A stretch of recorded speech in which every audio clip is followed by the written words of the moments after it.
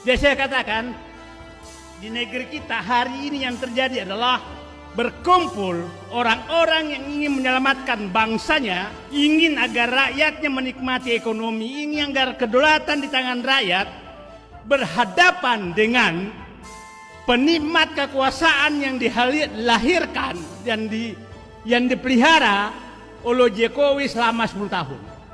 Dan mereka tidak mau kehilangan kekuasaan dan kenikmatan itu. Sehingga dipasanglah boneka fufu papa untuk kelangsungan kenikmatan mereka. Jadi apa dengan Prabowo? Pertanyaan saya, apakah Prabowo masih ada? Kenapa pertanyaan itu muncul bagi saya? Saya membaca dan menghayati Pak Prabowo dari 3-4 bukunya yang saya baca mulai 2012. Ada 4 yang saya tangkap dari beliau. 1, bahwa dia risau sekali terhadap bangsanya setelah terjadi 98 tadi, bahwa terjadi paradoks bangsanya kaya tapi rakyatnya miskin. Terus yang kedua, pulang dari Yordania menyatakan tekad bahwa untuk merubah bangsanya tidak ada jalan lain kecuali masuk ke politik agar bisa membuat kebijakan.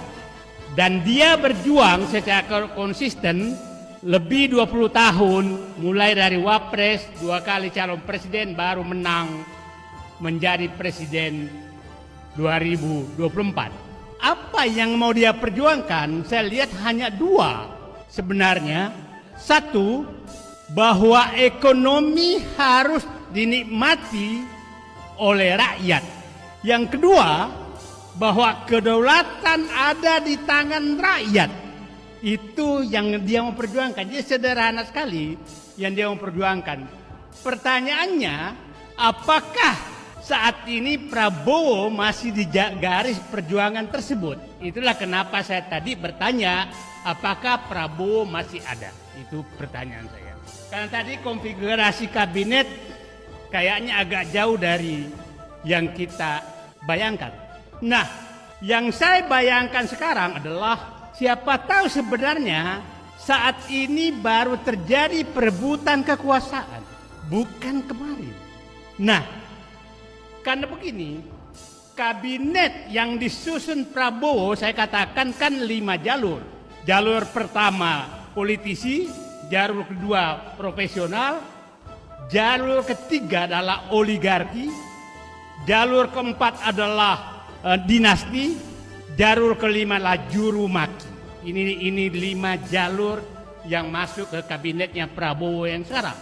Nah, jadi saya membayangkan sekarang yang terjadi ini sedang terjadi perebutan kekuasaan di dalam pemerintahan, yaitu Merdeka Utara dengan Merdeka Selatan. Sekarang udah Merdeka Utara semua. Simbol Merdeka Selatan itu wapres. Apa yang terjadi? Saya membaca bahwa komando 3 jalur.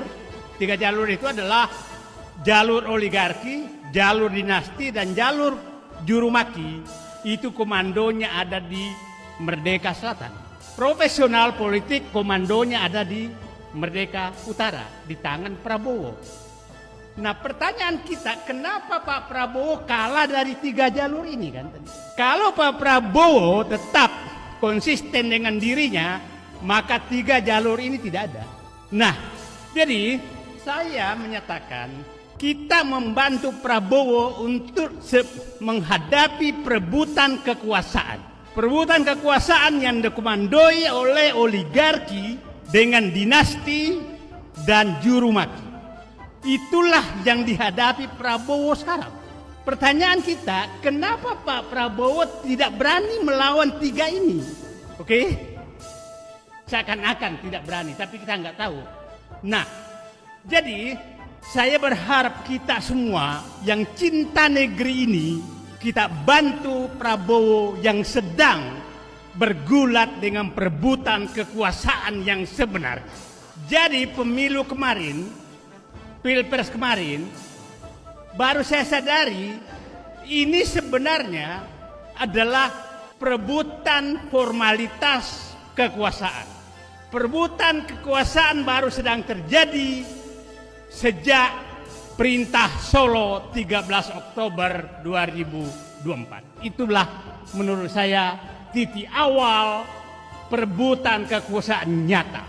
Karena saya yakin di Solo itulah terjadi 3 jalur ini menekan Prabowo yang ingin menyelamatkan bangsanya. Jadi saya katakan, di negeri kita hari ini yang terjadi adalah berkumpul orang-orang yang ingin menyelamatkan bangsanya, ingin agar rakyatnya menikmati ekonomi, ingin agar kedaulatan di tangan rakyat, berhadapan dengan penikmat kekuasaan yang dilahirkan dan yang dipelihara oleh Jokowi selama 10 tahun. Dan mereka tidak mau kehilangan kekuasaan dan kenikmatan itu. Sehingga dipasanglah boneka fufu papa untuk kelangsungan kenikmatan mereka. Jadi mari tanamkan dalam diri kita semua bahwa sedang terjadi perebutan kekuasaan yang nyata antara para perampok-perampok negara dengan rakyat yang harus menikmati negara ini. Itu yang harus kita bayangkan. Dan kita harus bayangkan yang terjadi adalah komando daripada pihak-pihak penikmat oligarki ini, itu yang saya sering katakan di pantai utara Jakarta yang mengkomandoi Solo dan Merdeka Selatan. Jadi kita bersatu bersama berada di Merdeka Utara untuk menyelamatkan bangsa ini. Saya berharap Cilangkap, Trunojoyo, Senayan juga bersatu dengan Merdeka Utara. Kalau enggak, negara ini bisa bubar. Saya katakan hampir seluruh 10 tahun terakhir, hampir seluruh sumber daya ekonomi sedang dinikmati oleh mereka. Dan sangat wajar kalau mereka tidak mau kehilangan, sangat wajar. Dan semakin merajalela mereka, tidak ada yang bisa halangi. Nah sekarang kita titipkan Pak Prabowo. Pak Prabowo, kami berada di belakang Bapak untuk menyelamatkan bangsa ini agar ekonomi kembali kepada rakyat, agar kedaulatan kembali kepada rakyat, agar kita persatuan tetap terjaga, agar bangsa ini selamat dari rongrongan 3 jalur yang menghadapi Bapak, yaitu jalur oligarki, jalur dinasti Jokowi, dan jalur juru mati.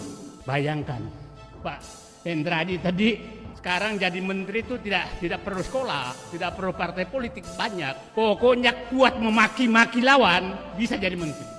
Itu. Nah, jadi itulah posisi kita. Jadi, saya ulangi tadi, apakah masih ada Prabowo? Prabowo harus ada dengan dirinya untuk menyelamatkan bangsanya, dan kami akan bersama